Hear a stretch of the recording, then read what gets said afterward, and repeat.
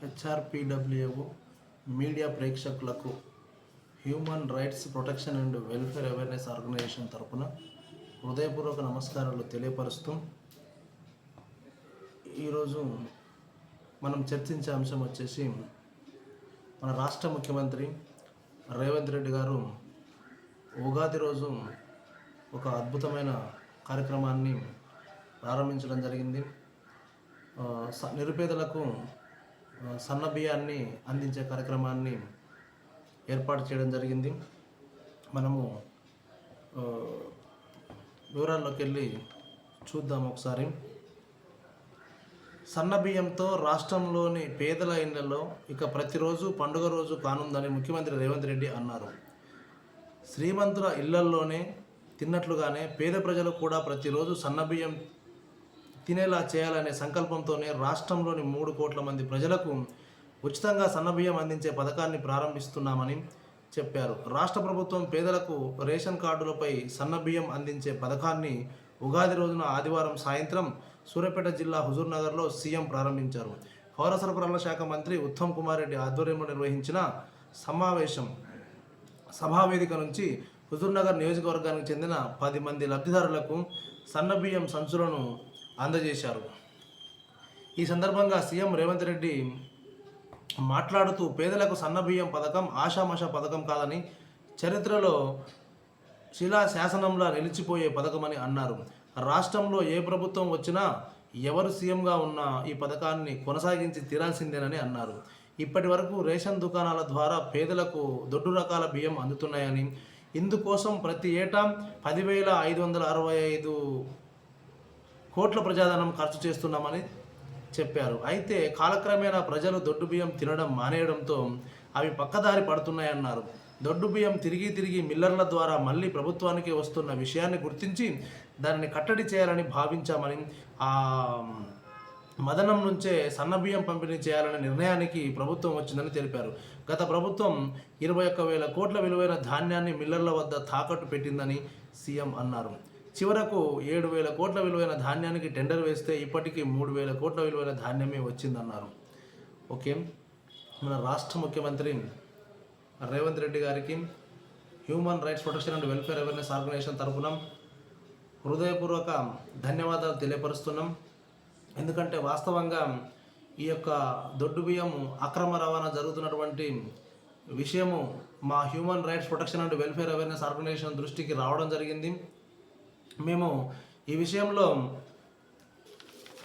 మేము జిల్లా కలెక్టర్లకు కూడా వినతి పత్రాలు ఇవ్వడం జరిగింది. మా యొక్క ఆర్గనైజేషన్ ద్వారా నల్లగొండ జిల్లా, భువనగిరి జిల్లా, రంగారెడ్డి జిల్లా, హైదరాబాద్ జిల్లా, మేడ్చల్ జిల్లా, సూర్యాపేట జిల్లా, మేము 33 జిల్లాలకు ఈ యొక్క రేషన్ షాపులో జరుగుతున్నటువంటి దందా గురించి మేము కలెక్టర్లకు తెలియపరిచే ప్రోగ్రామ్ని గత 2 నెలల నుంచి ప్రారంభించడం.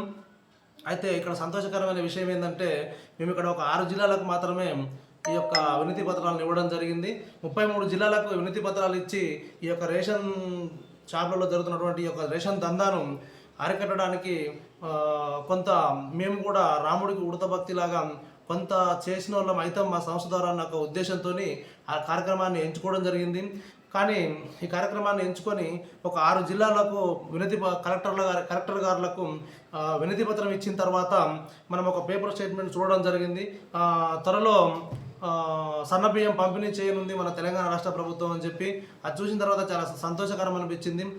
ఉగాది నుంచి దీన్ని ప్రారంభించబోతున్నామని చెప్పి కూడా పేపర్లలో స్టేట్మెంట్ రావడం జరిగింది. అనుకున్న విధంగానే మన తెలంగాణ రాష్ట్ర ప్రభుత్వం, మన రాష్ట్ర ముఖ్యమంత్రి రేవంత్ రెడ్డి గారు హుజూర్నగర్లో ఉగాది రోజు యొక్క కార్యక్రమాన్ని ఏర్పాటు చేసి విజయవంతం చేయడం జరిగింది.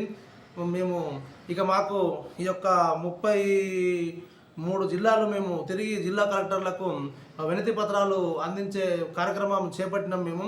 కానీ మేము ఈ కార్యక్రమాన్ని మేము చేపట్టాల్సిన అవసరం లేదని అర్థమవుతుంది.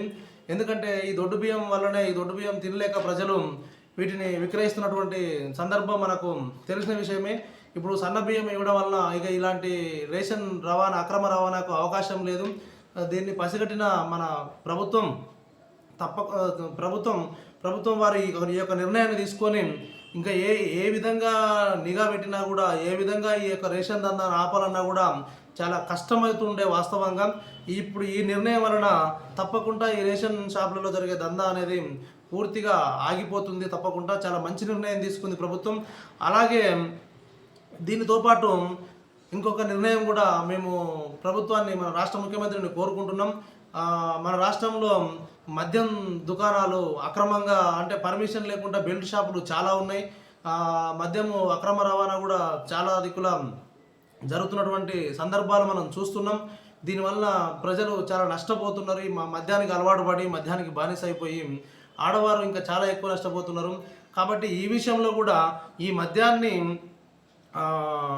మద్యం వల్ల ప్రభుత్వానికి రాబడి ఉంది కనుక ఈ మద్యం విషయంలో కూడా ఏదైనా ఒక నిర్ణయం తీసుకొని ఈ యొక్క మద్యం బారి నుంచి సామాన్య ప్రజలను కొంచెం దూరమయ్యే విధంగా కొన్ని చర్యలు తీసుకుంటే బాగుంటుంది. ఒక ఆలోచనకు వచ్చింది. అంటే మనము గత వీడియోలలో మనము తెలియపరచడం జరిగింది, ఒక లిమిటెడ్గా మద్యాన్ని విక్రయించాలి. ఇప్పుడు 21 సంవత్సరాలు నిండిన వారికే మద్యం విక్రయించాలని చెప్పి ఏ విధంగా అయితే ఉందో, అలాగే ఆధార్ కార్డుకా లేదా రేషన్ కార్డుకా ఒక లిమిటెడ్ మద్యాన్ని అందించే విధంగా ప్రభుత్వము చర్యలు తీసుకుంటే విపరీతంగా మద్యం తాగి ఎన్నో అనర్థాలు జరుగుతున్నటువంటి సందర్భాలు మనం చూస్తున్నాం. 1 కాదు 2 కాదు, చాలా అనర్థాలు ఉన్నాయి ఈ యొక్క మద్యం వలన.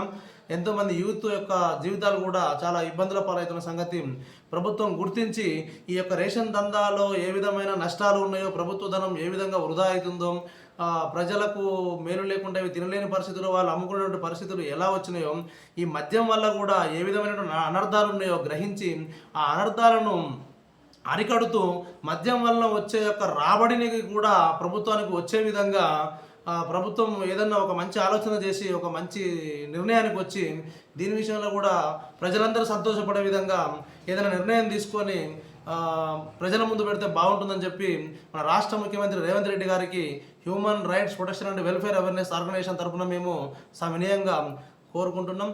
థ్యాంక్ యూ, ధన్యవాదాలు.